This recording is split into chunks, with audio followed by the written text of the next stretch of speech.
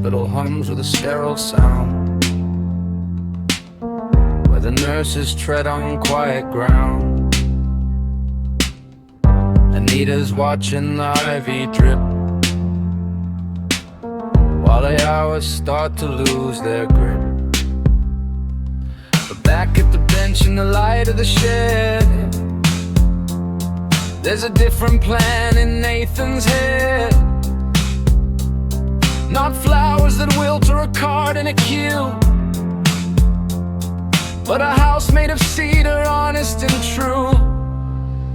And it's tick-tock, Anita, the gears are in place. Nathan is carving the lines of your face in the wings of a bird and the swing of the wave, to bring back the time that's been heavy of late.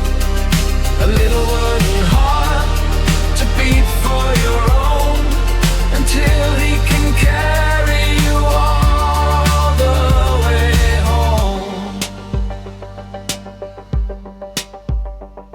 He's sanding the edges of pine and of oak, small puffs of sawdust like silver gray smoke. He's mounting the bellows to find the right note, a song for the silence that catches her throat, while she's counting the tiles on the ceiling above.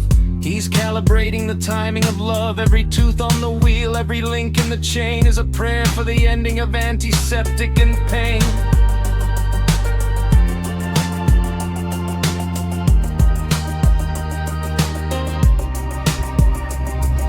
The world in the ward moves slow, moves fast, waiting for shadows and fevers to pass. But Nathan is steady, his hands never shake. He's building a promise that nothing can break. With a copper wound spring and a pendulum's glide, he's keeping the pulse of the spirit inside.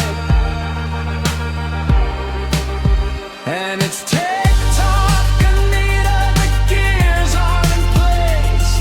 Nathan is carving the lines of your face in the wings of a bird and the swing of the wave, to bring back the time that's been heavy of late. A little wooden heart to beat for your own, until he can carry you all the way home.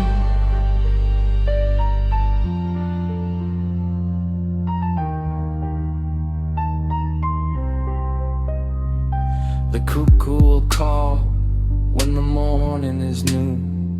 Tick-tock, Anita.